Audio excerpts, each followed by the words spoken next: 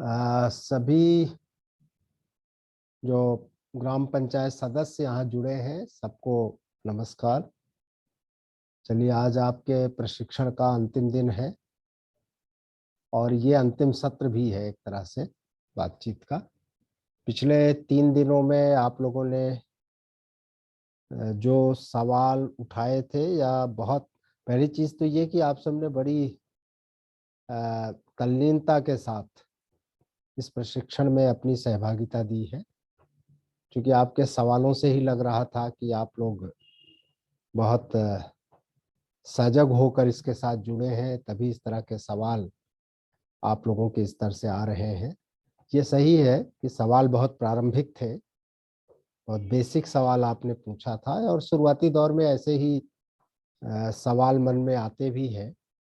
लेकिन आज जब आप 4 दिन का प्रशिक्षण कार्यक्रम कंप्लीट कर चुके हैं, तो स्वाभाविक है कि आपकी जो समझ है पंचायत व्यवस्था को लेकर, अपनी भूमिका को लेकर के, वो पहले से कुछ बेहतर हो गई होगी। मैं कुछ इसलिए कह रहा हूँ कि अभी बहुत बड़ा एरिया बाकी है, क्षेत्र बाकी है जो जानने और समझने का है पंचायत के लिए। क्योंकि पंचायत एक सरकार है और एक सरकार के बारे में जितने प्रावधान हैं, जिस तरह से उसे काम करना है, उसके लिए जो रूल रेगुलेशन बनाए गए हैं, उस सबको 1 2 3 दिन में नहीं जाना जा सकता। उसके लिए एक लंबी यात्रा की आवश्यकता होती है। और दूसरा ये भी है कि उसमें बहुत सारी चीजें करके जानी जाएंगी। कुछ तो पढ़ के जाना जाएगा, सुन करके जाना जाएगा, लेकिन कुछ करके भी जाना जाएगा।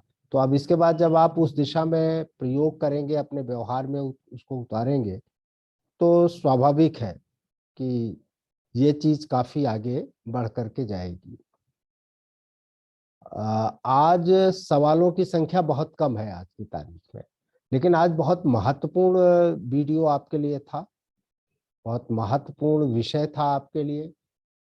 और वो विषय था कि वार्ड स्तर पर आप कैसे वार्ड के विकास की योजना कैसे बना सकते हैं, जो आपके अपने दायरे में है, अर्थात आपकी अपनी सामर्थ्य में है।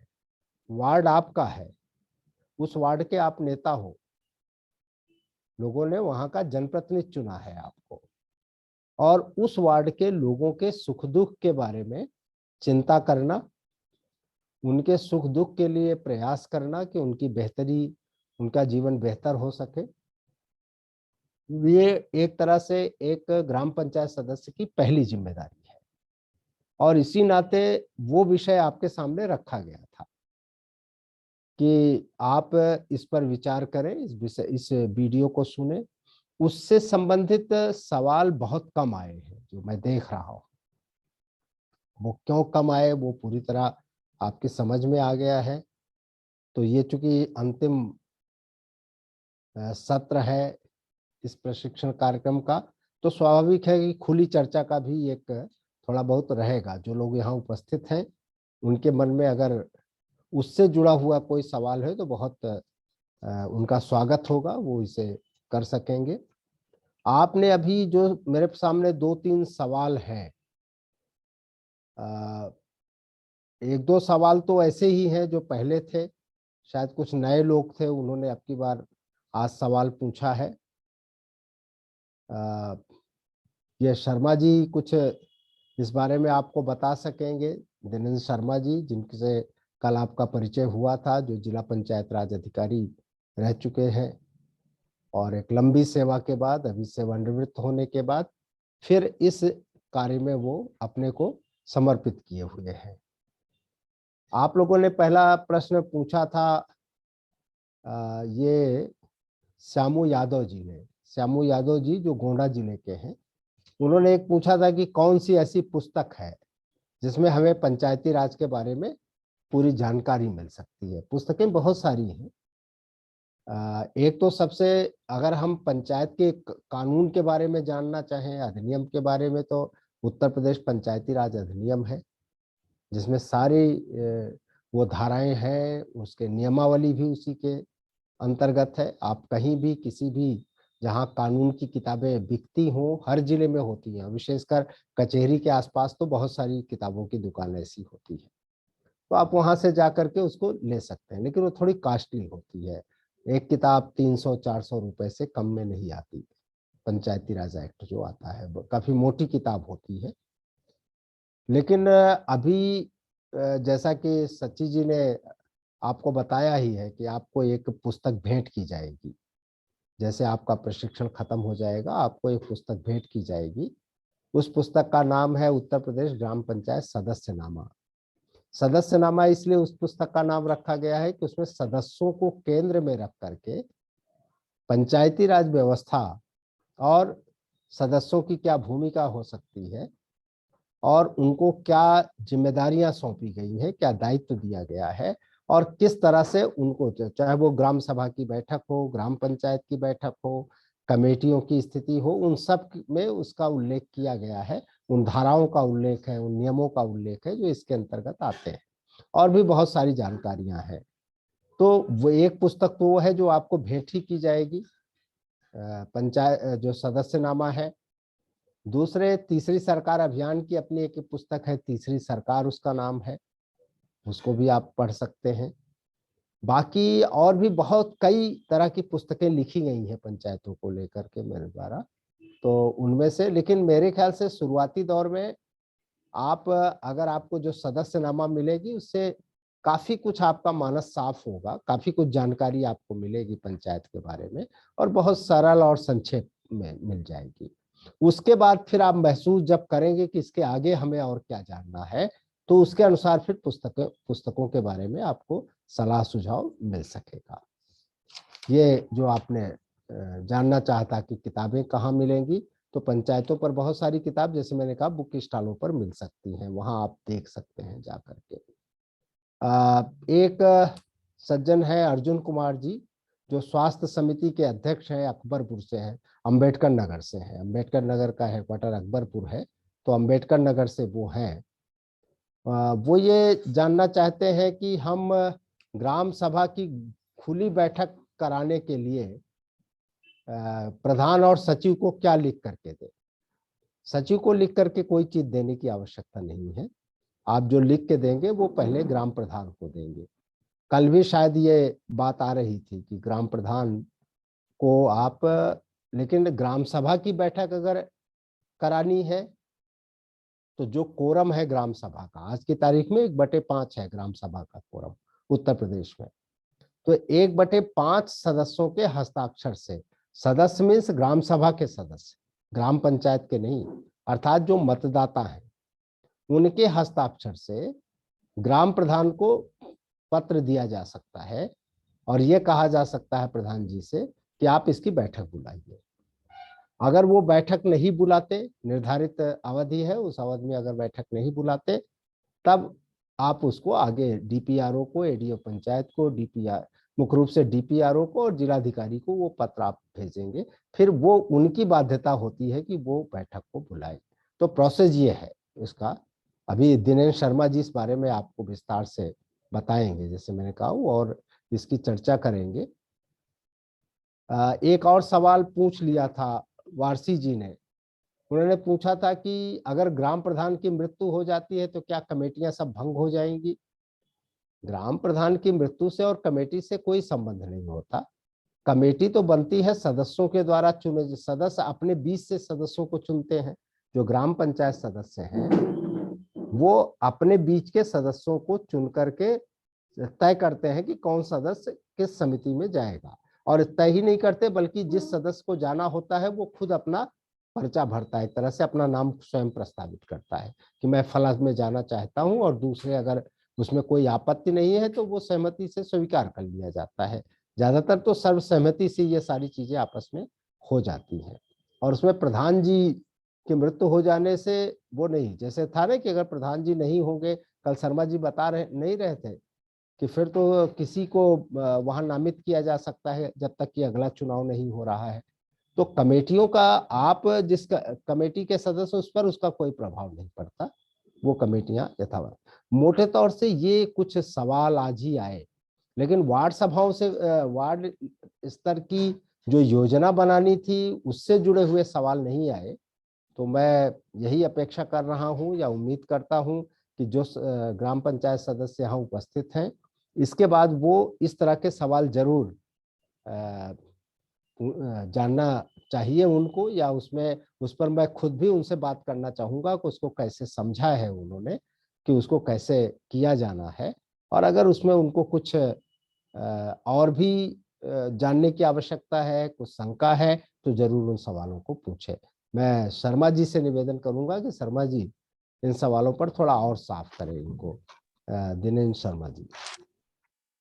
नमस्कार। जो एक प्रश्न था, ग्राम सभा की बैठक कैसे कराई जाए, और एक प्रश्न था कि ग्राम पंचायत की बैठक प्रतिमाह नहीं हो रही है। इन दोनों प्रश्नों के संबंध में मैं ये स्पष्ट करना चाहूंगा, ग्राम सभा की बैठक के लिए, जैसा अभी सर बता रहे थे, कुल मतदाताओं का कम से कम 1/5 हिस्सा, यानी अगर 1500 मतदाता है तो कम से कम 300 लोगों के सिग्नेचर का एप्लीकेशन चाहिए, और वो एप्लीकेशन पहली बार प्रधान को संबोधित होगी, और उसमें आपको एक बात देंगे कि किस विषय पर आपको बैठक चाहिए। इसके 1 महीने के अंदर अंदर अगर प्रधान बैठक नहीं करा पा रहे हैं किसी भी वजह से, तो आप इस एप्लीकेशन की कॉपी के साथ जिला पंचायत राज अधिकारी को पुनः एक एप्लीकेशन देंगे, और उसमें यही बात स्पष्ट की जाएगी कि इस तरह से हमने प्रधान से मांग किया था, उन्होंने ये बैठक नहीं बुलाई, लिहाजा आप बैठक बुलवाइए। उस दशा में जिला पंचायत राज अधिकारी अपने स्तर से बैठक का एजेंडा जारी करेंगे और बैठक संपन्न करनी होगी, वो टाली नहीं जा सकती। बिल्कुल इसी तरह से ग्राम पंचायत की प्रतिमाह बैठक की जो बात है, पहले भी स्पष्ट किया था मैंने, आज पुनः कर रहा हूं।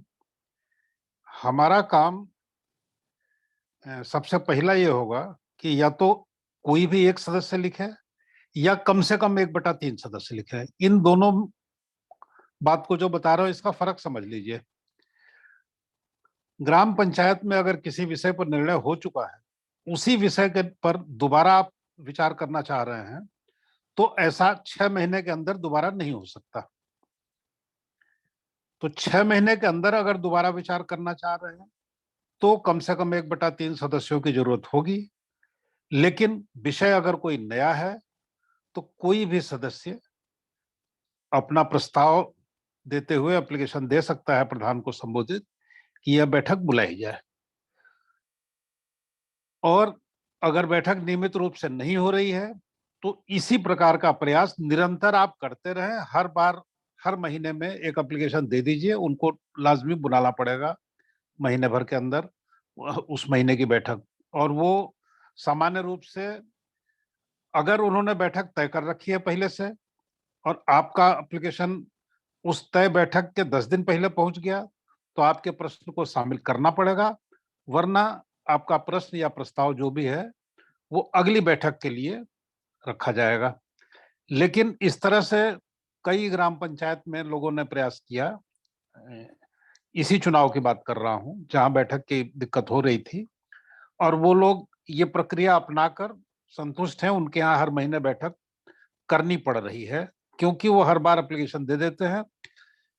ये जरूरी है कि आप अपने एप्लीकेशन में केवल ये नहीं कहें कि पिछले महीने बैठक नहीं हुई इसलिए बैठक की जाए। आपको अपनी ओर से बैठक के लिए प्रश्न या प्रस्ताव जरूर उस एप्लीकेशन में लिखना होगा।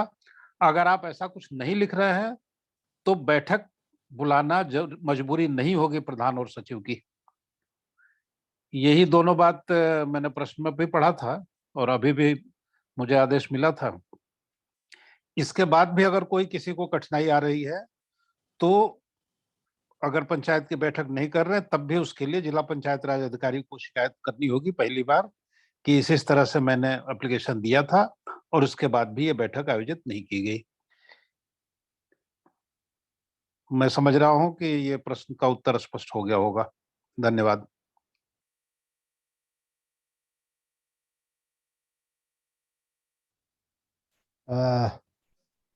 अभी सच्ची जी मेरे ख्याल से और इसके अलावा कोई ज्यादा सवाल है नहीं। मुझे जो सीट दी गई थी उसमें इतने ही सवाल थे। तो अगर ओपन सेशन चलाया जाए तो शायद ज्यादा ठीक होगा, जो लोग सवाल पूछना चाहें।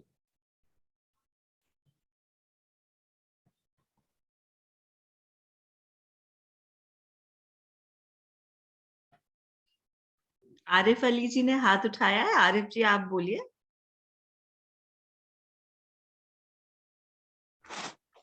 जी मैम।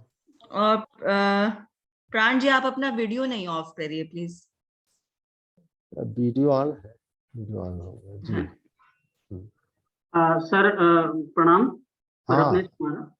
हाँ रत्नेश जी। क्योंकि हमारे जोन में एक सदस्य साथी ने प्रश्न किया था कि जो मनरेगा है, मनरेगा में जो गलत तरीके से काम हो रहे हैं उसकी हाजिरी गलत तरीके से जॉब कार्डों की लगा रहे हैं। आपका कट गया है रत्नेश जी, फिर से।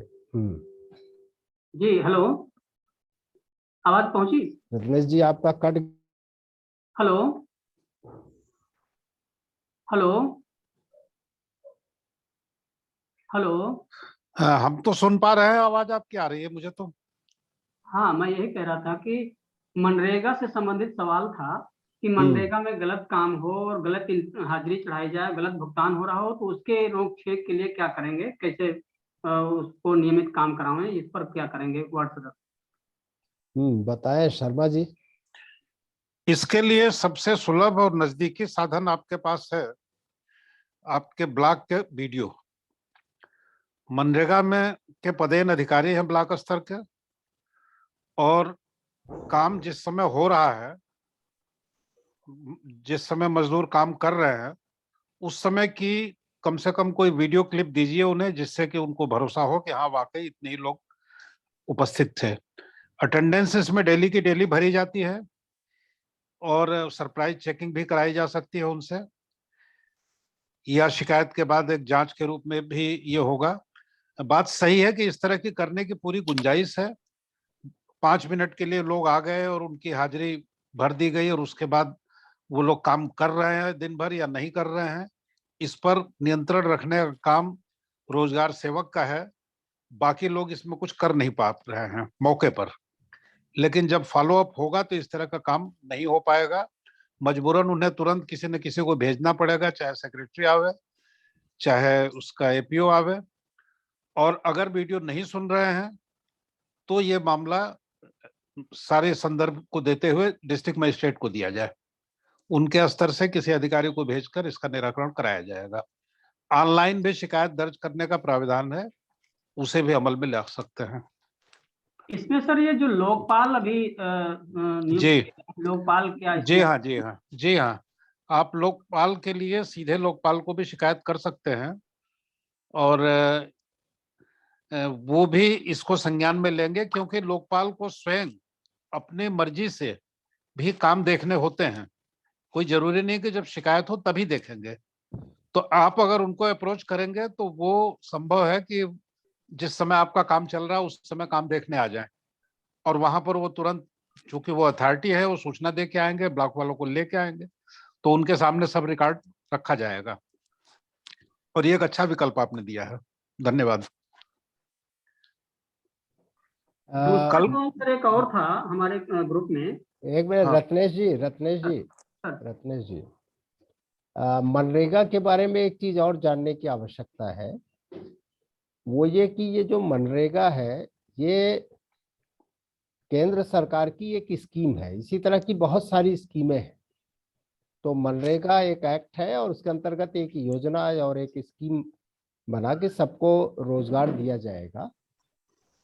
इस ये जो है ये एक तरह से ब्लॉक ऑफिस के अंडर में है, पूरी की पूरी व्यवस्था जो है वो। क्योंकि जैसे आपका जीपीडीपी जो आप बनाएंगे, ग्राम पंचायत विकास योजना जो बनती है, और विशेष करके जो 14वें वित्त आयोग का जो पैसा, या 15वें वित्त आयोग का जो बजट उसके अंतर्गत है, वो आपकी खुद की योजना होती है। लेकिन ये जो योजना है ये केंद्र सरकार की योजना है जो राज्य सरकार के द्वारा संचालित होती है। इसका जो इंचार्ज होता है, जैसे बता रहे हैं कि वो बीडीओ होता है ब्लॉक लेवल, क्योंकि बीडीओ जो है वो ग्रामीण विकास विभाग का हेड होता है ब्लॉक के लेवल पर। और ये ग्रामीण विकास विभाग की ही योजना है, भारत सरकार का जो ग्रामीण विकास विभाग है। और उत्तर प्रदेश सरकार में भी ग्रामीण विकास विभाग अलग है और पंचायती राज विभाग अलग है। तो ये ग्रामीण विकास विभाग का विषय है और इसीलिए बीडीओ उसका मुख्य अधिकारी है, वो ब्लॉक लेवल का। तो जैसे इन्होंने कहा, तो थोड़ा सा स्कीम क्या है, आपकी स्कीम और उसकी स्कीम, इसके बीच में हमेशा ध्यान रखिएगा कि वो कितनी चीजें, कौन कौन चीज आप बीडीओ के, हर चीज के लिए आप बीडीओ के पास नहीं जा सकते और बीडीओ से संबंध भी नहीं है हर चीज का। लेकिन जो स्कीमें जितनी आएंगी उसका संबंध बीडीओ के साथ होता है और विशेष करके ग्रामीण विकास विभाग की जितनी स्कीमें आती हैं। बाकी कुछ चीजें हैं जो है वो सीधे पंचायती राज विभाग की होती हैं, जिसके लिए आपको डीपीआरओ को सीधे अप्रोच करना पड़ता है या एडीओ को अप्रोच करना पड़ता है। जहां तक लोकपाल की बात है, लोकपाल को जैसा शर्मा जी ने कहा, आप सीधे शिकायत कर सकते हैं उसको, सीधे उसको भी चिट्ठी लिख सकते हैं इसके बारे में। लेकिन इन सारी चीजों से इससे बहुत समाधान नहीं निकलता। आज तक ये देखा गया कि ठीक है, कहीं जांच करने आ गया, मतलब हजारों ग्राम पंचायतें हैं तो एक दो ग्राम पंचायत की चीजें पकड़ ली जाती हैं जब अधिकारी सीधे आ जाता है। कोशिश है कि कैसे अपनी ग्राम पंचायत को ही आप इतना एक्टिवेट कर सके, कैसे गांव पंचायत और ग्राम सभा, क्योंकि होता क्या है कि जैसे हमने देखा कि हर समस्या का समाधान अधिकारियों के पास है और अधिकारी को शिकायत करना होता है, एक मांग पत्र देना होता है, एक शिकायत पत्र देना होता है। तो जो मूल चीज है जिसके लिए आपको प्रशिक्षित किया जा रहा है और जिसके आपकी जो जिस व्यवस्था के लिए सारी कोशिश हो रही है, पंचायत व्यवस्था के लिए, पंचायत सरकार के लिए, तो पंचायत सरकार की बिल्कुल उसके विकास का या उसकी गतिशीलता का चैप्टर ही क्लोज हो जाता है। फिर हम एक व्यक्ति हो जाते हैं, एक शिकायतकर्ता हो जाते हैं और शिकायत देने लगते हैं। कोशिश हो कि ये सारी चीजें जो गांव के स्तर पर आती हैं, कैसे ग्राम पंचायत एक्टिव हो सके। एक्टिव होने का मतलब हुआ कि कैसे नियमित ग्राम पंचायत की बैठकें होने लगी, सदस्य उसमें पार्टिसिपेट करने लगे, सहभागी बने, सबकी सहमति से वहां निर्णय होने लगे। कोई भी काम तय हो रहा है तो पंचायत के साथ तय होने लगे, पंचायत में तय होने लगे और सबकी देखरेख हो, कमेटियां ठीक से काम करें। ये चीजों पर जितना हम फोकस कर सकेंगे और हर समस्या का समाधान यहाँ हम ला करके ढूंढने की कोशिश करेंगे, तब जाकर के पंचायतें ज्यादा सशक्त हो सकेंगी। और ये जो सपना है ग्राम स्वराज्य का, ये जो सपना है पंचायती राज का, और उसके साथ आप लोगों के बारे में जो सपना है कि ये जो ग्राम पंचायत सदस्य हैं वो एक मंत्री के रूप में अपने गांव में काम कर सके और पंचायत एक सरकार के रूप में काम कर सके, ये तभी संभव होगा। शिकायतें करते रहने से ये संभव नहीं होगा। ये तो अगर पंचायत ना भी होती और सरकार की कुछ योजना चल रही है, आप शिकायत करिए तो सरकारी अधिकारी आकर के जांच करेगा, वो उसकी इच्छा है, उस पर एक्शन लेता है, क्या लेता है वो तो अलग बात है। तो ये जानना बहुत जरूरी है जो आपको बताया गया अभी। लेकिन आपका रुझान किधर होना चाहिए, आपका फोकस कहाँ होना चाहिए, ये सबसे इंपॉर्टेंट है। फोकस आपका अपनी पंचायत को सशक्त बनाने का है, अपने आपको जो पावर मिला है, आपको जो एक अवसर मिला है कि आप अपने गांव की व्यवस्था और ये सारी चीजें जो स्कीमें गांव में चल रही हैं उसको बेहतर तरीके से संचालित कर सके और उसमें आपकी पूरी भागीदारी हो सके, तो उस पर ज्यादा फोकस करने की आवश्यकता है। ये एक सुझाव देना था। धन्यवाद। हाँ रत्नेश जी, आगे पूछिए। एक सदस्य ने सवाल किया था जो हमारे ग्रुप में है, मैंने भेजा था। जीपीडीपी बनाने के कुछ स्टेप पूछ रहे थे कि क्या स्टेप, कैसे हम शुरुआत करें बनाने का। उन्होंने वो वीडियो देखा नहीं था क्या? अब ये सवाल उन्होंने किया है तो हो सकता है देखने के बाद वो इनके दिमाग में आ रहा हो कि हम कैसे बनाएं, मेरे ख्याल से उसमें उसमें तो सब कुछ बहुत डिटेल बताया गया था, पहले क्या होगा, फिर क्या होगा, फिर क्या होगा। खैर, शर्मा जी एक बार फिर से बताएं इनको, शर्मा जी इनको ग्राम पंचायत विकास योजना का संक्षेप में, क्योंकि इनसे कहिए कि एक बार वीडियो फिर देखें, वीडियो तो इनके पास है ही। जी, पहला जवाब तो यही है कि वीडियो हाँ। को ही फिर से देख लें, बात सारी स्पष्ट हो जाएगी।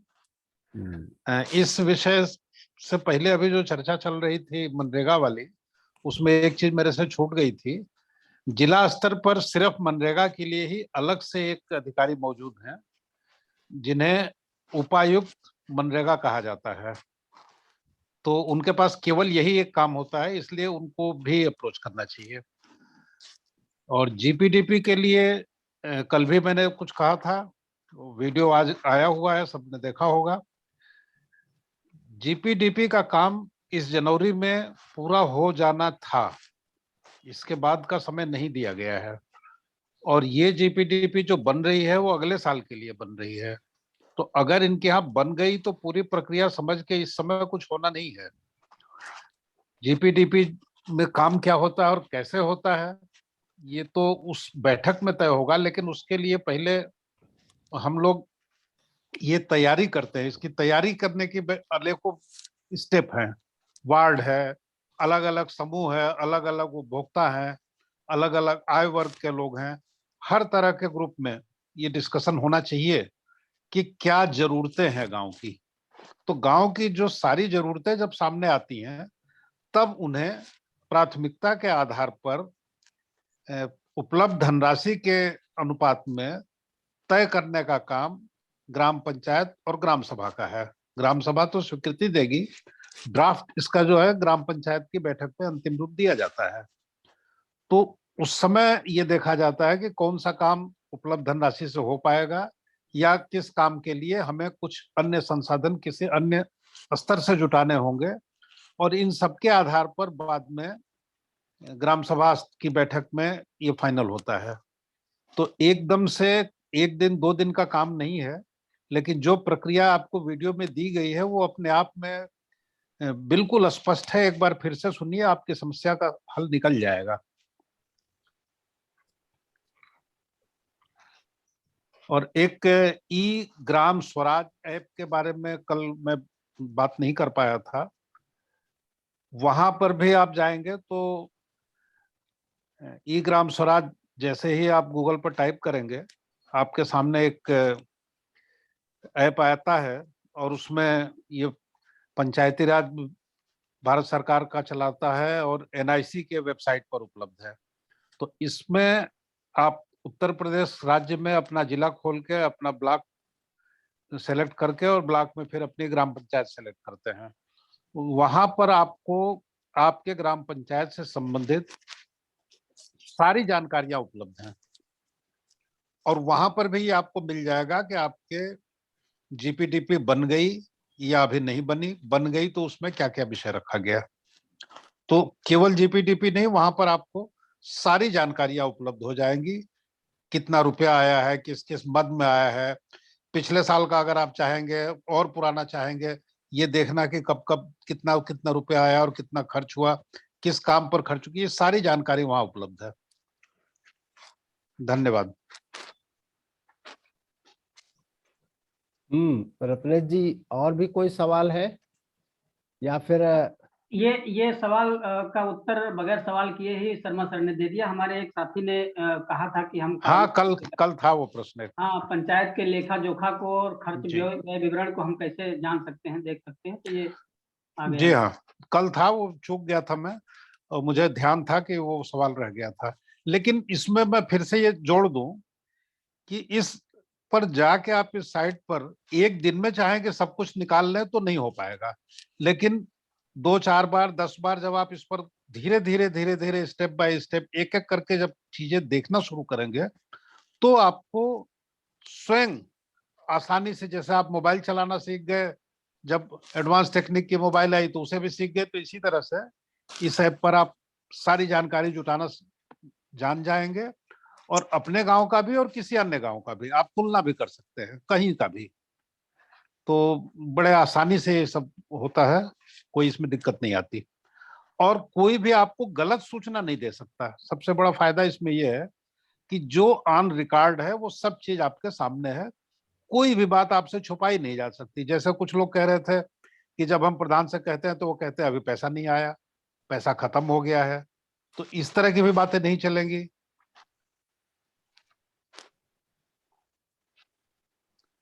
इससे पहले जब 4-5 साल पहले हम लोग केवल प्रिया सॉफ्ट पर कुछ चीजें लिखते थे, कुछ सूचनाएं डालते थे, कुछ चीजें मतलब एक तरह से कैश बुक जाती थी। बाद में धीरे धीरे और सॉफ्टवेयर उसमें जुड़ते चले गए, तो उसमें वर्क आईडी आने लगी, हर काम का खर्चा आने लगा। लेकिन आज के तारीख में ये जो करीब 2 साल हो गया अब इसको ई ग्राम स्वराज आए, दूसरा साल चल रहा है, अब जितने अलग अलग प्लेटफॉर्म पर सूचनाएं थी सब ऑटोमेटिक इसमें जुड़ जाती हैं। काम कहीं भी लिखा जाता है, गांव पंचायत का अगर चीज है तो इस पर आ जाती है। तो इसलिए जब आप इस पर काम करना शुरू करेंगे तो आपको लगेगा कि आप ग्राम पंचायत के कार्यालय में बैठे हो, सारे रजिस्टर आपके हाथ में है। ये स्थिति आपके सामने होगी। ये सोनू कुमार कुछ ये राजेश शर्मा कुछ पूछना चाहते हैं, पहले उनका हाथ उठा था। जी पूछ लो। राजेश शर्मा और सोनू कुमार।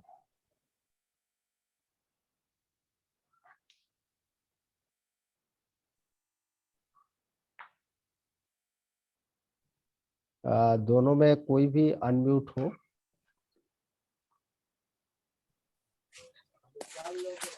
हाँ सोनू बोल, हाँ सोनू जी बोलिए। हेलो सर, नमस्ते सर। हाँ नमस्ते सोनू जी, बताइए। सर, जो अपने वार्ड में हम योजना बना रही है उसे क्रियान्वित कैसे करेंगे? क्रियान्वित पहले प्लान बन जाए जब आपका, तो प्लान के बाद क्रियान्वित करेंगे।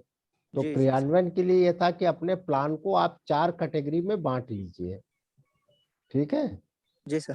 पहली कैटेगरी उसमें ये थी कि ऐसे काम जो अपने वहीं के सहयोग से आप उसको कर सकते हैं, स्थानीय लोगों के, जी सर। अर्थात अपने वार्ड के लोगों के साथ मिल करके आप जिसको कर सकते हैं। आप जी। कभी जब सर्वे करेंगे, ठीक है, और जी सर। अब स्थितियों को देखकर जब आप प्लान बनाएंगे, जब इसमें इंटरेस्ट लेंगे तो उसके लिए आपको अलग से भी इसकी ट्रेनिंग दी जाएगी। तो उसको पहला यह है कि आप देखेंगे तो उसमें बताया गया था कि 3 तरह के काम आपके पास आएंगे।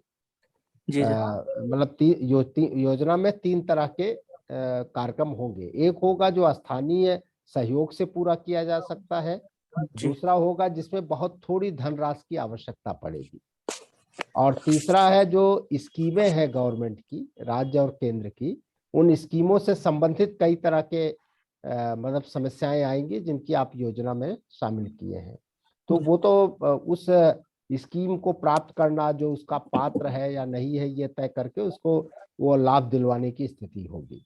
और चौथा था कि जिसमें बड़े धनराशि की आवश्यकता पड़ेगी, बड़ी धनराशि चाहिए, उसके लिए फिर आप वो उसकी सूची बना करके आप ग्राम पंचायत को देंगे। जब अगली ग्राम पंचायत विकास योजना बनने लगेगी, उसके जब आपने तय किया उसके आगे जब बनने लगेगी, तो वो उसका हिस्सा आप बनवाने के, ग्राम पंचायत में होंगे, आप ग्राम सभा में होंगे, तो दोनों जगह आप उसको फिर उसमें शामिल करवाएंगे। तो ये क्रियान्वयन के 4 भागों में बांटकर उसको क्रियान्वित करना है। तो शुरू के 2 जो है वो तो तत्काल शुरू हो जाएंगे, पहला तो एकदम शुरू हो जाएगा।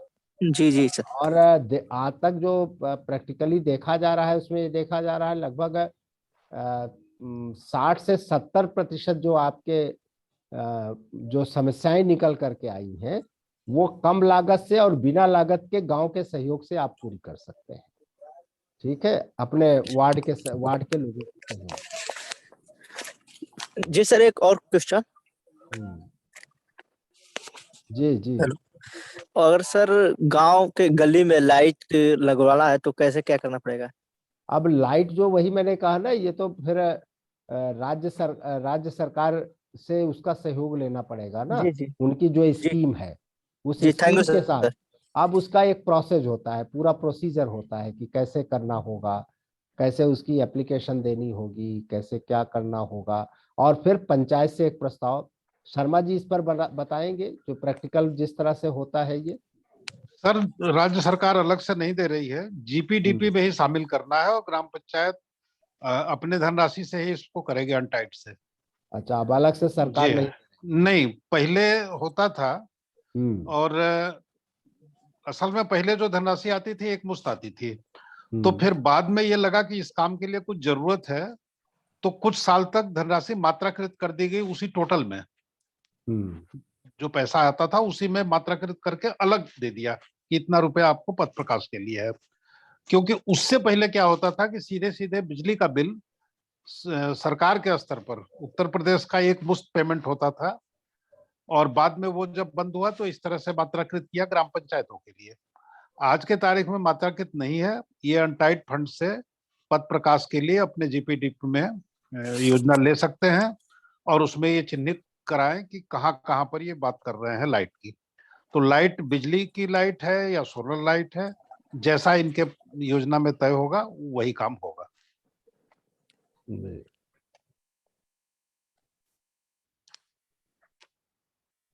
मतलब उसका पैसा पहले था कि राज्य सरकार आपको अनुदान के रूप में देती थी, अभी क्या है, अभी जीपीडीपी में ही उस पैसे की व्यवस्था करके आप उस चीज को आप अपने यहाँ लगवा सकेंगे।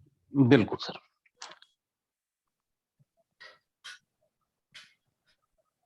और दूसरा हाथ है राजेश शर्मा का। राजेश शर्मा जी बोलिए। जी जी सर। हाँ, नमस्कार सर जी। नमस्कार। नमस्कार। मेरा प्रश्न ये है, ये जैसा हमने जो है चिन्हित कर लिया कि खेल का मैदान हमारे वार्ड में नहीं है, तो वो जो है कैसे उपलब्ध हो पाएगा हमको, जो है उसके लिए जगह आवंटित कैसे होगी इसके लिए सर के थोड़ा सा समझा दे। नहीं, खेल का मैदान नहीं है जी तो अब आपका वार्ड इतना बड़ा तो है नहीं, जी, और किसी गांव में खेल का मैदान हर वार्ड में नहीं हो सकता ना। यही गांव में प्रश्न ही है जी। हाँ जी, पूरे गांव में कोई एक खेल का मैदान हो जाए बहुत बड़ी बात होती है, हाँ क्योंकि यही तो है उत्तर जी। प्रदेश के गांव तो बहुत छोटे छोटे हैं ना, 1000-2000। आपके गांव की आबादी कितनी है अजय राजेश जी? ये है जी 30,000 के करीब है जी। हाँ, तो आपका गांव तो बहुत बड़ा है फिर, 30,000 की जी आबादी का। आपके यहाँ तो एक एक वार्ड में भी, आपके जी, यहाँ कुल मिला के 15 वार्ड होंगे। हाँ 14 है सर जी। 14 वार्ड? नहीं नहीं, 15 होगा, 14 नहीं हो सकता। 14 तो नहीं हो सकता, 15 वार्ड ही होगा। प, प, एक प, मेंबर नहीं चुना गया होगा, हो हाँ सकता वो ऐसा है। है जी, अलग। वो चुना नहीं गया जी, हाँ है हाँ, तो 15 उससे जी। वार्ड कम थोड़ा हो गया, वार्ड तो जी 15 ही है, एक पद जी खाली जी जी है। जी। तो 30,000 की आबादी को 15 से आप भाग देंगे तो कितना आएगा? 2,000 बनेगी। 2,000 बनेगी सर। हाँ, तो 2,000 पर तो 1,000 पे तो ग्राम पंचायत बनती है, तो जी आपका वार्ड ही 2 ग्राम पंचायत के बराबर है। जी ठीक जी है, जी जी तो जी उतने में जरूर आपका जो एरिया है वहां पर, आप पहले तो आपको ही चिन्हित करना पड़ेगा ना कि कौन सी ऐसी जमीन है। जी वो दिखाई पड़ती रहती है भाई। अब जी वो कहीं कहीं विवाद में है कि ग्राम सभा में कभी खाली रही होगी और किसी ने उस पर कब्जा कर लिया, तो अब हाँ, अगर उसके प्रोसेस में जाइएगा तो बड़ा लंबी प्रक्रिया है फिर ना। उसकी अ- नाप करवाइए, फिर उसके बाद मुकदमा होगा उसके खिलाफ, फिर उससे जी खाली करवाई जाएगी। ठीक है, तो जी पहले तो जी ये देखिए कि खेल कूद के लिए जितना चाहिए आपका फोकस खेल कूद पर हो। तुरंत अगर जी झगड़े और विवाद में आप गए तो जी विवाद तो चलता रहेगा, खेलकूद बिल्कुल नहीं हो पाएगा। तो जी जी आपका जी इंटरेस्ट जमीन खाली करवाना है या खेलकूद करवाना है, ये तय करना होगा। जी तो अगर खेलकूद करवा होना, बच्चे खेलें, तो आप जी देखिए वहां कोई ना कोई इस तरह की जमीन हो सकती है, उसको चिन्हित करिए, फिर अपनी पंचायत में उस पर बातचीत करिए। मैंने कई बार कहा ना कि एकदम जी से हर चीजों को कानूनी दायरे में ही लेकर के, जी कानूनी तौर तरीके से ही आप करने लगिएगा तो उसमें उलझते चले जाइएगा। जी जी आपको जी जी सबसे पहले जो आपका टारगेट है, लक्ष्य है, उसके हिसाब से आप देखिए कि आप कैसे बहुत आराम से जमीनें मिल जाती हैं। ऐसा नहीं है, बच्चों के खेलने के लिए, वॉलीबॉल खेलने के लिए, उन खेलने के लिए गांव में अभी भी जमीनें मिल जाती हैं। ठीक है, वहां शुरू करिए, कोई दिक्कत नहीं होती। कोई मंदिर होगा, मंदिर के सामने कोई जगह होगी, उस जगह नहीं पर है, आप वॉलीबॉल। हैं? है तो सर हाँ, थोड़ा बस जो है वो व्यायामशाला है, बहुत छोटी है, और गांव है बड़ा, बस इतने 15 वार्ड है सर जी है, मतलब जो है वहाँ इतने बच्चे कैसे एकत्रित हो जाए, आपस में झगड़ भी सकते हैं वहाँ पे, ये है तो दिक्कत। आप अपने वार्ड की बात कर रहे हो या पूरे गांव की बात कर रहे हो? नहीं, अपने वार्ड के बारे में पूछना चाह रहा सर। अच्छा, वार्ड में। जी जी जी जी तो वो तो चूंकि अब हम लोग तो वहाँ है नहीं जी जी वहाँ जी की परिस्थितियां देख सकें। वो तो जी आपको ही स्थानीय परिस्थिति के हिसाब से चीजों को तय करना पड़े। और कोशिश करिए, ज्यादा बार बार कह रहे हैं कि वार्ड के लेवल पर प्लान बनाते समय इस जी बात की कोशिश करिए कि बिना किसी की सहायता के, बाहरी जी बाहरी किसी बाहरी व्यक्ति की सहायता, बाहरी व्यक्ति, संस्था या जी उनकी सहायता के जितना काम हम कर सकते हो, जितनी चीजें हम अपने लोगों के परस्पर सहयोग से जुटा सकते हैं, वो आपकी जी सबसे बड़ी ताकत होगी। समझ रहे हैं? और ठीक है उससे सर। जो गांव में माहौल बनेगा वो बहुत अच्छा माहौल बनेगा। जी वही सर। बिगड़ा है आज की तारीख में। जी जी सर जी। ठीक है, तो बहुत अच्छा लगा जी, आज का भी जो है वीडियो देखा तीनों, जो है बड़ा अच्छा लगा जी। आप इतनी मेहनत कर रहे हैं सर जी, सारा स्टाफ जो है धन्यवाद का पात्र है। मैं सभी को कोटि से नमस्कार करता हूँ। चलिए, बहुत बहुत आपका स्वागत है और आपको भी बहुत सारा धन्यवाद। सुभाष उपाध्याय जी कुछ पूछना चाहते हैं भाई, शायद उनका भी हाथ उठा हुआ है। सुभाष उपाध्याय जी, या ऐसे ही उठ गया उपाध्याय जी आपका हाथ? उपाध्याय जी, आप तो ट्रेनर है, क्या शक हो गया आपके दिमाग में, मन में? पूछिए उपाध्याय जी। प्रमोद जी, आपके उपाध्याय जी कुछ सवाल पूछ रहे हैं। ये याद हो गया इनका मेरे ऐसे ही ख्याल से, तो क्योंकि अगर सवाल होता तो बोलते। ऐसे ही उठ गया, तो वही मैं कह रहा हूँ, लगता है ऐसे ही उठ गया हाँ, उपाध्याय जी लगता का। तो ऐसे ही सर, नहीं तो बोलते, कुछ बोले नहीं। बोले नहीं, ठीक। तो और किसी का कोई सवाल? देखिए, एक एक हाथ और उठा है, लेकिन वो सुभाष जी का ही है, बार बार उठ रहा है।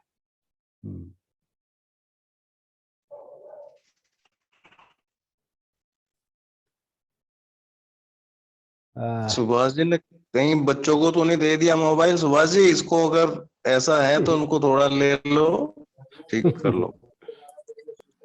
चलिए, आप मेरे ख्याल से आज ये अंतिम सत्र है, तो ये जो समन्वयक लोग हैं, ये कुछ कहना चाहते हैं इन लोगों से, प्रशिक्षार्थियों से, या एक और अभी नाम उठा है, मनोज मनोज त्यागी जी।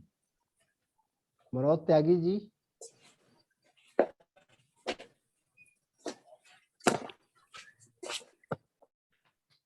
इस मंच के सभी आयोजकों,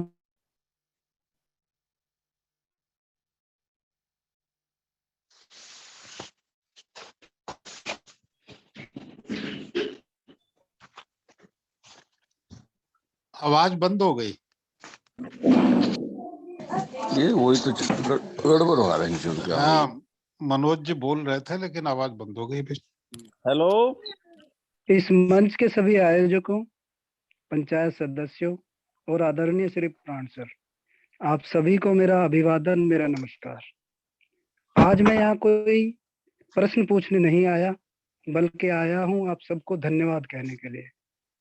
धन्यवाद इसलिए भी, जहाँ एक तरफ लोग प्रॉफिट एंड लॉस के गणित को समझने में लगे हैं, व्यापार ही उनका एकमात्र विषय बनकर रह गया है, वहीं आप सब समाज में जन जागरण, नई चेतना, नई ऊर्जा का संचार करने का प्रयास कर रहे हैं। धन्यवाद के पात्र आप इसलिए भी हैं, आप जानते हैं अपने कर्तव्यों के प्रति शून्य होते जा रहे समाज को जगाना इतना आसान कार्य नहीं।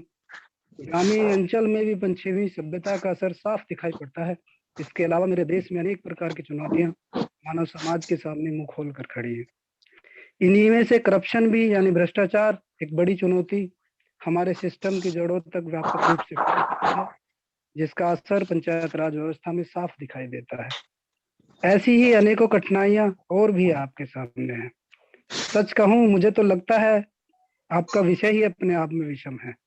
इन सब के बावजूद भी आप लोग ऊर्जावान हैं, प्रयासरत हैं।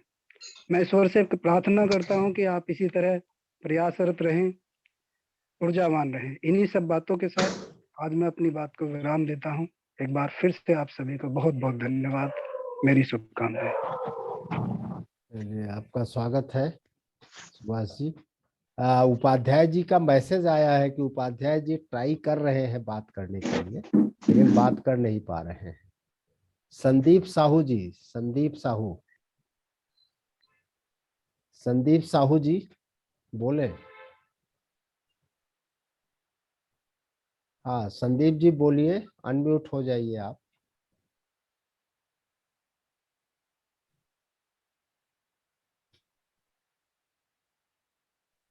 संदीप जी को जो होस्ट है वो अनम्यूट कर दे, क्योंकि संदीप जी ने हाथ उठाया है, बोलना चाहते हैं शायद। सुभाष जी को भी अनम्यूट करा दीजिए। नहीं, वो खुद ही कर पाएंगे, मैं अच्छा, मैसेज ही डाल रहे हैं तो वो अपने आप ही उनको करना पड़ेगा। वो कर नहीं पा रहे हैं या हो नहीं रहा है, दोनों ही बात है।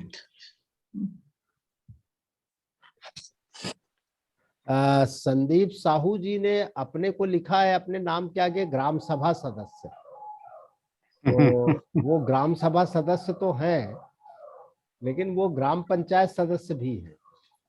तो मेरे ख्याल से शायद ग्राम पंचायत सदस्य की जगह ग्राम सभा सदस्य तो नहीं लिख रहे हैं। अगर ऐसा लिख रहे हैं तो उनको अपने को थोड़ा सा करेक्ट कर लेना चाहिए। वो अपने को ग्राम पंचायत सदस्य लिखे, ग्राम सभा सदस्य। हेलो जी जी जी, नमस्कार जी। हाँ उपाध्याय जी बताए। सर जी, अभी एक क्वेश्चन जो आ रहा था, मैं चाहो तो उसका थोड़ा सा उत्तर दे सकता हूँ। जो बताए थे खेल के मैदान के लिए जगह नहीं मिल रही, हाँ उसके हाँ लिए जरूर क्या करना है इन्हें? जी बताइए बताइए। वो वार्ड मेंबर है, वो भी ध्यान दे मेरी इस बात पर। देखिए, हमारी समितियों के अलावा एक भू प्रबंधक समिति होती है, और भू प्रबंधक समिति अगर हम नियम कानून के अनुसार भू प्रबंधक समिति गठित करके और एक मीटिंग करके उसमें पटवारी को हम बुलवाएं, तो वो गांव में जितनी भी बचत की जमीन है वो उसको बता सकता है कहां पर जमीन है और वो कितनी है। तो वो निश्चित रूप से खेल के मैदान के लिए जगह हमें मिल सकती है प्रस्ताव में पारित करके उसको। तो भू प्रबंधक समिति का बड़ा महत्व है, एक एक इंच जगह वो बता देते हैं। सर जी, शर्मा जी जरा उपाध्याय जी की बात को और साफ करिए। शर्मा जी। जी सर। जी, मैं श्रीमान जी से ये कहना चाहता हूं, जो हमारे वार्ड सदस्य पूछ रहे थे खेल के मैदान के लिए जगह कहाँ उपलब्ध है। नहीं सुभाष जी अब शर्मा जी बता रहे हैं। हाँ जी जी जी, हाँ बताएं बताएं सर, थैंक यू। भूमि प्रबंधक समिति अपना काम करेगी जी, और गठित नहीं करना है, गठित है हमेशा के लिए, ये ऑटोमेटिक गठित होती है। नहीं सर गठित होती है, लेकिन इन लोगों को जानकारी नहीं है। नहीं रुकिए रुकिए एक बात, जमीन की समस्या इनके गांव में असल में इन्होंने बताया था कि इनके गांव पंचायत क्षेत्र में एक व्यायामशाला है। जब ये बात इन्होंने बता दिया तो इसीलिए मैं उस समय बीच में और कुछ कहने की जरूरत नहीं समझा। मैं अगर आप इससे जानकारी लेना चाहेंगे तो इन्हें पता नहीं है कि भू प्रबंधक समिति होती है कि नहीं होती, चाहे मालूम करके देखो भाई। कोई बात नहीं, कोई बात नहीं, हम लोग जो बता रहे हैं वो सब लोग सुन रहे हैं, सबके काम आएगा। ठीक है। तो आपकी बात बिल्कुल सही है, भूमि प्रबंधक समिति के माध्यम से या सीधे सीधे लेखपाल से बात करके ये जमीन की बात की जा सकती है। और आज के तारीख में जो कानून में संशोधन कर दिया गया राजस्व अधिनियम में, उसके मुताबिक यह मजबूरी नहीं है कि भूमि प्रबंधक समिति रेकमेंड करेगी, प्रस्तावित करेगी, तभी जमीन का आवंटन होगा। अब एसडीएम को सक्षम कर दिया गया है कानून में संशोधन करके।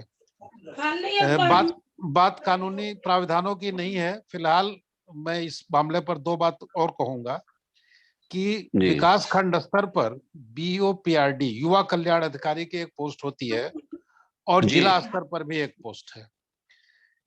सरकार के द्वारा जिला योजना मंजूर जो की जाती है जिले में ही मंजूर होती है, और उसमें भी व्यायामशाला, खेल के मैदान, मिनी स्टेडियम, इस तरह की स्कीमें मौजूद हैं। और वहां पर कठिनाई ये आती है कि उनके लिए जितना मानक निर्धारित है, अलग अलग फेज जो मैंने नाम लिया, वो जमीन उस तरह से उपलब्ध नहीं हो पाती है। मजबूरन किसी बड़े कॉलेज की या किसी और तरह की जमीन इसमें लेके जिला प्रशासन वो कराता है। तो अगर जमीन, सबसे बड़ी बात यहाँ पर यही है कि जमीन की उपलब्धता। इन्होंने कहा था 30,000 आबादी है इनके ग्राम पंचायत की, 30,000 आबादी नहीं, मतदाता बोल रहे थे। ये बात मेरे गले नहीं उतर रही है, और अगर ऐसा है तो कुछ ही गांव हैं ऐसे जो 25,000 के ऊपर जाते हैं, और वहां पर जगह, मेरा खुद स्वयं का गांव भी इसी प्रकार का है। हमारे यहाँ इस तरह की जगह की कोई कमी नहीं है, कई कई ग्राउंड मौजूद है। तो जमीन जब सामने आएगी तभी उस पर संसाधन विकसित किया जा सकता है। अगर जमीन की समस्या है, जमीन पैदा नहीं की जा सकती, जमीन कहीं ना कहीं से अरेंज ही होगी, जैसा सर ने कहा है कि हमें संसाधन खुद ही तलाशने होंगे। तो दोनों बात है, आर्थिक मदद या अन्य साधन देने के लिए तो अन्य एजेंसियां मौजूद हैं, जमीन देने के लिए स्थानीय संसाधन ही जुटाना होगा, चाहे कोई दान दे, चाहे किसी अन्य संस्था की, जैसे सर ने कहा मंदिर के सामने हो, किसी कॉलेज के सामने हो, कोई भी अन्य सार्वजनिक स्थान। क्योंकि जिस जिस जिले में मैं तैनात रहा हूं, हमेशा मिनी स्टेडियम के लिए भूमि का सिलेक्ट करना जिला स्तर पर एक चैलेंज रहता था, और ये कोई नई बात नहीं है। और इनका प्रश्न था कि ये अपने वार्ड के लिए चाह रहे थे, तो बड़ी विकट स्थिति है ये। स्पेसिफिक जानकारी जब ये जुटाएंगे तभी कुछ इसमें आगे हो पाएगा। ये रूपा शर्मा ने हाथ उठाया था, रूपा शर्मा।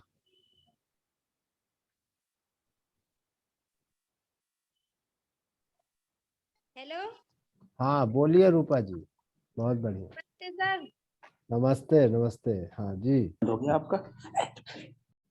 और सभी ठीक है सर? हाँ हाँ सब लोग। आप बताइए, आपका कोई प्रश्न है रूपा जी? हाँ जी सर, एक प्रश्न है हमारा। हाँ जैसे गांव में हमारे में अगस्त तक मीटिंग चली थी, ठीक है? हाँ।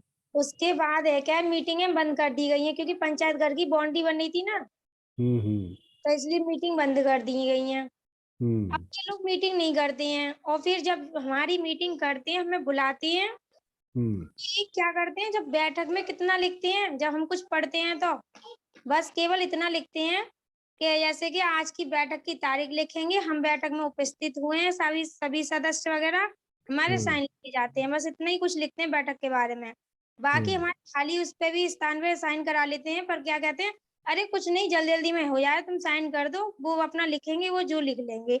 मैं कि एक बार यहाँ लिखो तो सही, हमें कुछ मालूम तो पड़े आप क्या क्या लिख रहे हो। तो वो साइन करा लेते हैं कभी कभार तो खाली पेज पे ही। शर्मा जी जरा शर्मा जी,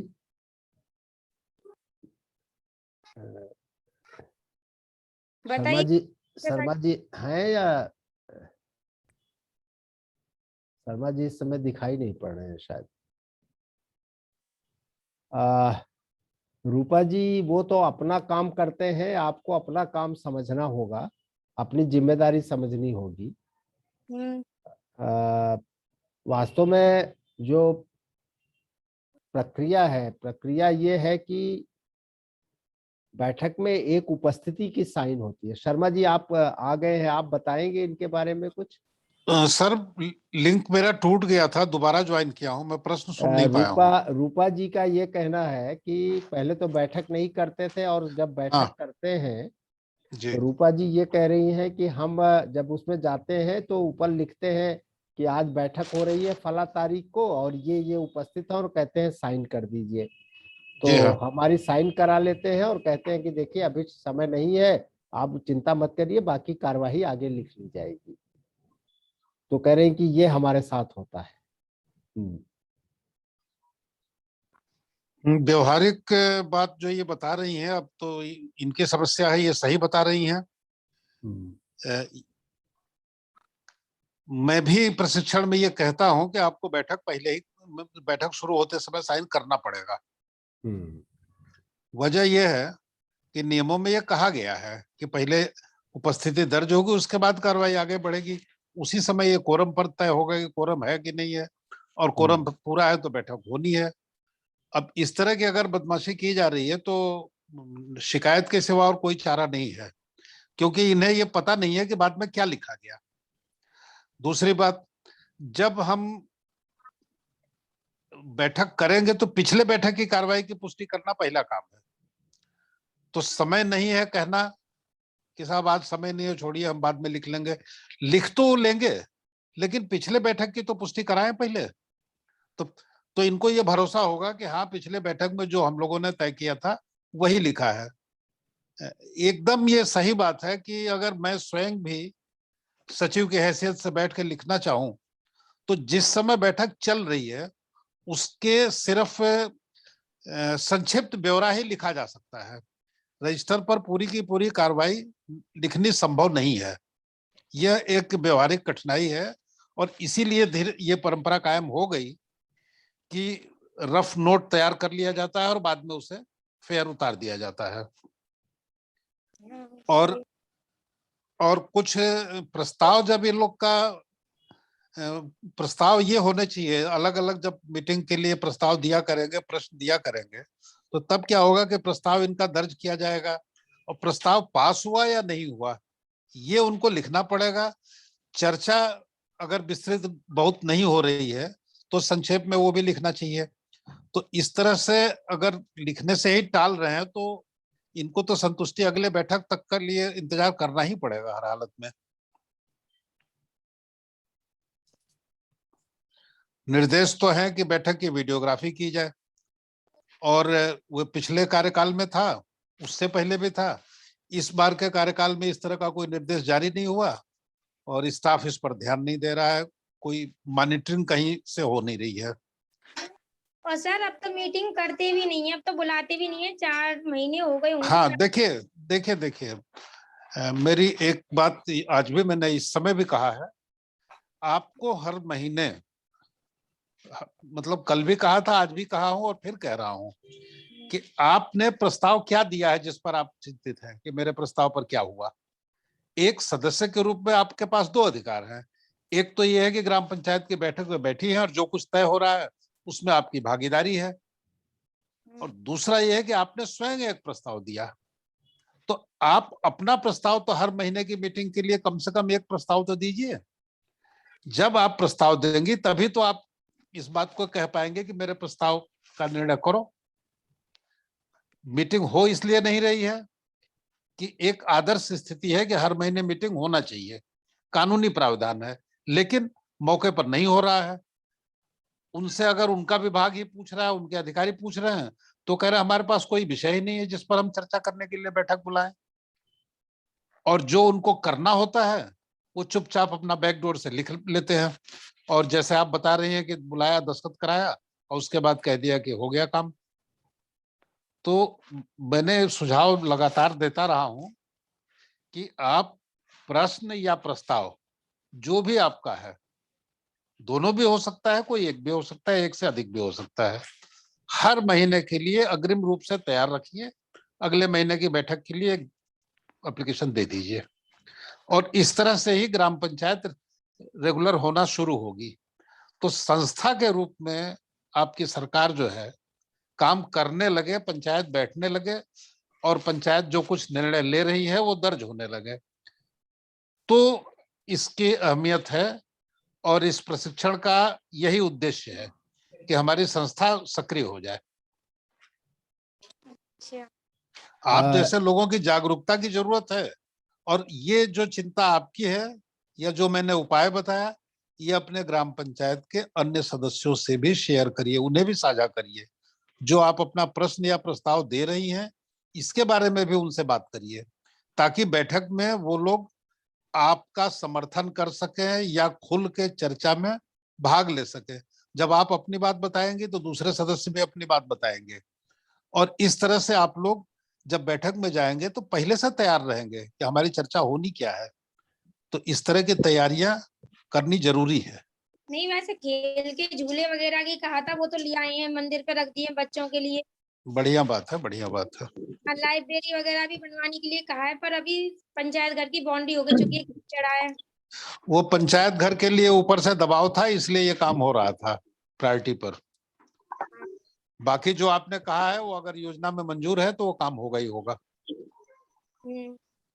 अब मालूम पड़ा है क्या ये हम लोगों को यहाँ रखते या नहीं बुलाते? अब तो 4-5 महीने हो गए, बुलाया नहीं, एक बार मीटिंग हुई नहीं हमारे गांव में। नहीं, जो उपाय बताया है उसी का पालन करना पड़ेगा। अच्छा। रूपा जी अभी जो शर्मा जी ने आपको बताया कि आप जैसे मान लीजिए आज जब आप जा रहे हैं तो एक प्रस्ताव उनको दे दीजिए किस बात पर आप मीटिंग चाहती है, ठीक है?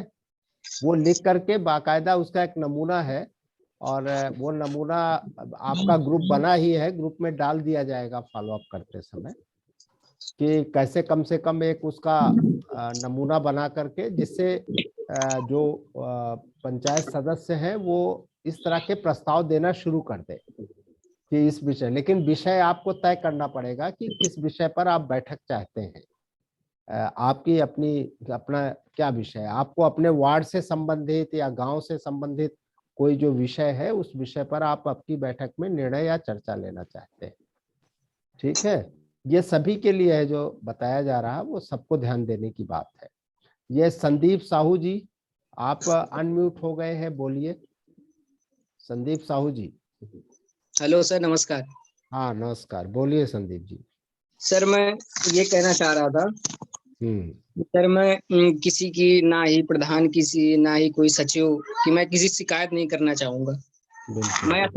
मैंने कुछ अपने गांव का एक घोषणा पत्र तैयार किया है सर, जिससे यदि लागू हो जाए ये चीज तो सर मैं अपने गांव को एक मॉडल की तरह बना सकता हूँ सर, जिसमें से अपनी कुछ चर्चाएं सर इसमें मैंने तैयार किया, कुछ बताना चाहूंगा सर।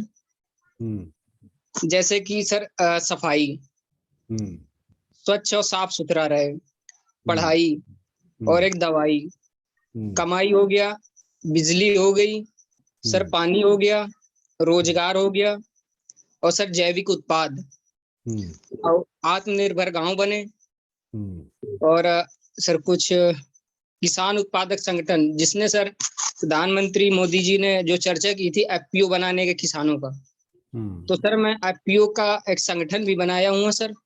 तो सर ये हमारे गांव का एक मॉडल तैयार किया है मैंने। ये संदीप जी ये जो मॉडल गांव है हीरा लाल जी वाला उसी का है क्या? हाँ सर जी सर, वो जो बांदा के सर पूर्व आईएएस अधिकारी रह चुके हैं सर, उनकी एक टीम बनाई है हम लोगों ने। हाँ लेकिन ये आपकी घोषणा होगी, इससे ये हल नहीं होगा ना, ये गांव का घोषणा पत्र होना चाहिए।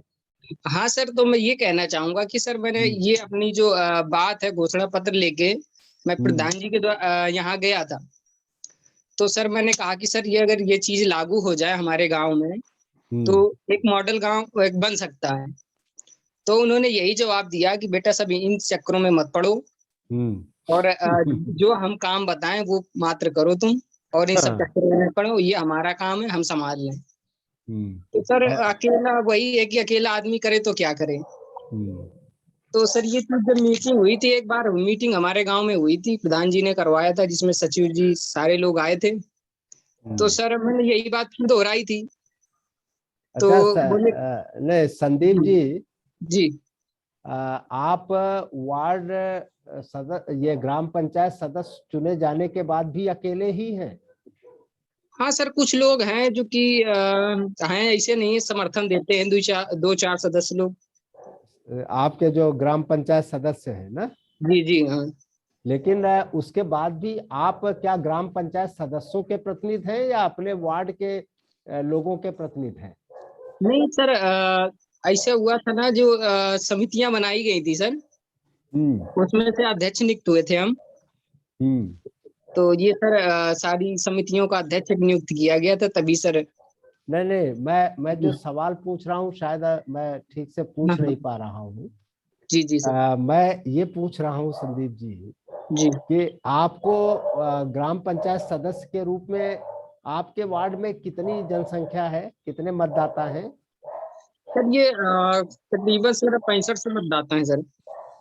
6500 आपकी ग्राम पंचायत में है या आपके वार्ड में है? नहीं, हमारे वार्ड ग्राम पंचायत में है सर पूरी। हम आपके वार्ड की बात पूछ रहे हैं कि आपके वार्ड में कितने हैं? हमारे वार्ड में सर समथिंग 225। 225, तो मान ऐसा लीजिए नहीं हो सकता, ऐसा हो नहीं सकता। क्यों सर? 6500 टोटल और अकेले में 200, ये क्या मतलब? नहीं शर्मा जी, मान लीजिए 200 ही है, अभी वो उतने नहीं जो कह रहे हैं नहीं नहीं नहीं, सर ने ठीक कहा, ठीक कहा, वो पॉपुलेशन की बात बता रहे हैं। तो ठीक कहा ठीक है, सर ने, ये नहीं हो सकता। पॉपुलेशन ठीक है है, हमारे चलिए यहाँ गाँव की 6500। चलिए, कोई बात नहीं। जी मान जी लीजिए संदीप जी 200 ही है, जी तो वो 200 कहाँ है जिन्होंने आपको अपना प्रतिनिधि चुना है? जी आप निर्विरोध, आप तो चुनाव लड़ के आए हैं ना, जी जी सर। तो कितने लोगों ने आपको मतदान किया था? मान सर लीजिए जी, हमारे सर पश्चिम में 102 वोट पड़े थे सर। तो 102 वोट तो आप 102 तो सीधे सीधे आपको मिले, बाकी जो नहीं भी मिले अब तो आपके ही हो गए सब लोग। बिल्कुल बिल्कुल सर, सबका तो समर्थन है सर। सबका, तो इनका समर्थन आप नहीं प्राप्त करते क्या? सर अभी इस विषय में सर नहीं कोई चर्चा नहीं करी हमने। सोचा, नहीं करी, यही गलती कर डाला है ना आपने। जी जी। यही तो हम लोग समझाने की कोशिश कर रहे हैं अच्छा कि सर। आप असली नेता उनके हैं, पहले नेता उनके हैं ना। सर। तो उन, और जिस दिन उनके सुख दुख की बात आप कि आपका घोषणा पत्र बन गया, हीरालाल जी ने कह दिया तो आपने अपना घोषणा पत्र बना लिया, आप हाँ उनका घोषणा पत्र बनाओ ना। बार बार कह रहे हैं कि जो वार्ड स्तरीय योजना बननी है वो वार्ड के लोगों की योजना बननी चाहिए, ठीक है। जी अगर वो सबकी योजना बन जाए, जो आपके 200 लोग हैं आपके वार्ड में, उसमें जी से मान लीजिए कि 100 लोग भी आगे आ गए, 50 लोग भी आगे आ गए, आपके साथ मतलब सहमत हो गए, और 50 लोगों की आवाज हो जाएगी ना, फिर अकेले संदीप का थोड़ा घोषणा पत्र होगा, वो बिल्कुल तो नहीं सर। पूरे वार्ड सबका का होगा। घोषणा पत्र होगा ना। जी इसी तरह गांव के घोषणा पत्र का मतलब हुआ गांव के सारे लोग उसके साथ अपनी सहमति दे, बिल्कुल। ठीक है। एक जो उन्होंने कह दिया कि एक कंप्यूटर पर एक पेज निकाल लो और छपा छपाया दे देते हो, कहते हैं आप अपनी फोटो लगा दो, आपका जी भी घोषणा पत्र बन जाएगा, तो ये तो मजाक हो गया है यार। इसीलिए आपके प्रधान जी भी कह रहे थे भाई मजाक मत करो, कल से हाँ सर। इतना जानते थे, लेकिन प्रधान जी 2 कदम और आगे बढ़ गए, वो कह दिया आप निश्चिंत रहो बेटा, सब मैं करूंगा। हाँ और वही है। आपने भी उनको सिग्नल दे दिया कि हाँ आप ही सब कुछ करिए, और मैं अपना आदर्श घोषणा पत्र बना करके सबको दिखाता रहूंगा। तो ये वास्तव में इस पूरी ट्रेनिंग को एक सही दूसरे डायरेक्शन में लेना है ना। आप जी खुद एक वार्ड के नेता हो, और जब नेता हो तो वो पूरा वार्ड आपका है। ये जो आप ग्राम सभा सदस्य लिखे हो अपने को, जरा इसकी जगह आप पंचायत सदस्य लिखो, वार्ड या ग्राम पंचायत सदस्य लिखो या वार्ड सदस्य लिखो, तो आपको अपना वार्ड याद रहेगा ना संदीप जी। जी सर। और आप अपने वार्ड के लिए पहले प्लान बनाओ, ठीक है। आज जो आपने वो वीडियो देखा ना वार्ड स्तरीय योजना का, जी उसे एक बार फिर देखिएगा ध्यान से, और ध्यान से देखिएगा तो आप देखिएगा उसमें रास्ते निकल रहे हैं, ठीक है।